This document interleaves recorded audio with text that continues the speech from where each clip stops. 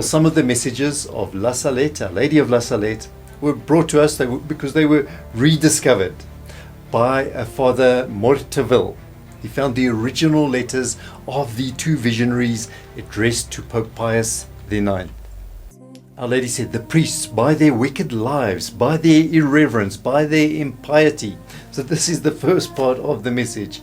By all of these things, in celebrating the holy mysteries, by their love of money, their love of honors, and of pleasures, the priests, Our Lady said, have become cesspools of impurity.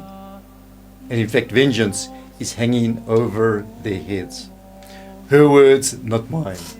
And she continued, woe to those priests consecrated by their wicked lives are crucifying my Son again.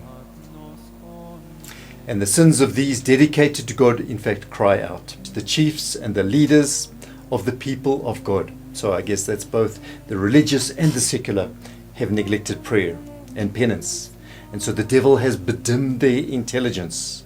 And now, like wandering stars, the devil will drag them down with his tail. And God will allow this old serpent to cause divisions. It ties up exactly with Akita, where Our Lady said that there will be bishop against bishop. The next little section is that God will now abandon mankind to itself. And so punishments will follow. And the society of men is on the eve, she said, of the most terrible scourges. Mankind will drink from the chalice of God's wrath. The next section, in 1864, Lucifer, with a large number of demons, Our Lady said, will be loosed from hell. They will then put an end to faith, little by little, even in those who are dedicated to God. They will blind them in such a way that several religious institutions will lose their faith.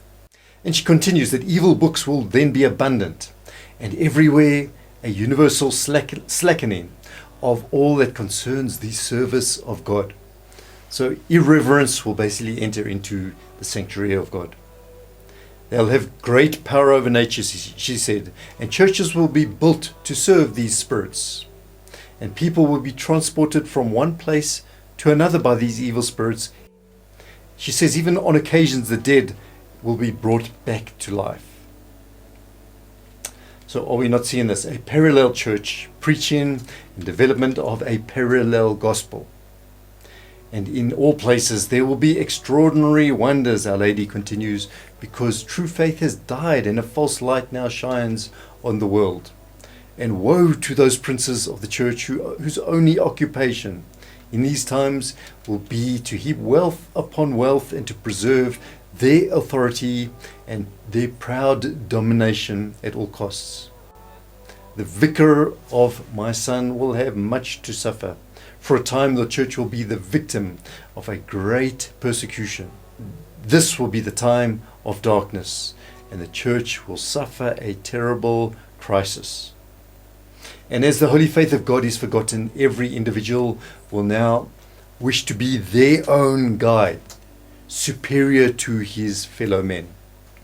Civil and ecclesiastical authority will be abolished. All order and justice will be trampled underfoot.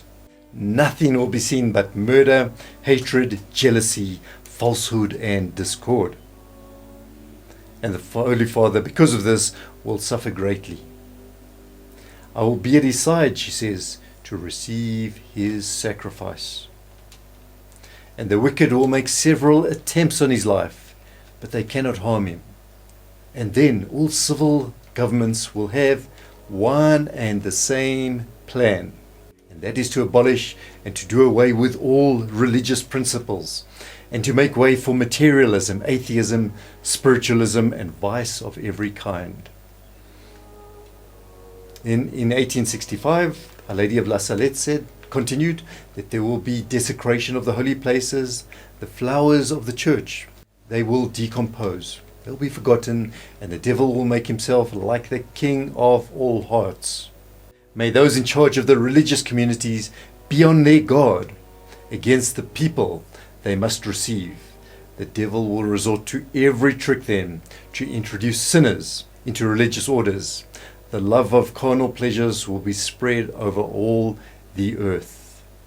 She also speaks of a number of wars that were to follow, followed by a general war in which God will cease to remember France.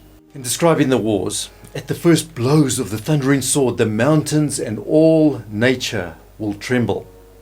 Paris will burn, Marseille will be engulfed, and several cities will be shaken and swallowed by earthquakes. People will believe that all is now lost, and the righteous now will suffer greatly. Their prayers, their penances, their tears will rise up to heaven, and God's people will be begging for forgiveness. And then Jesus, in an act of justice, will command his angels to have all his enemies put to death.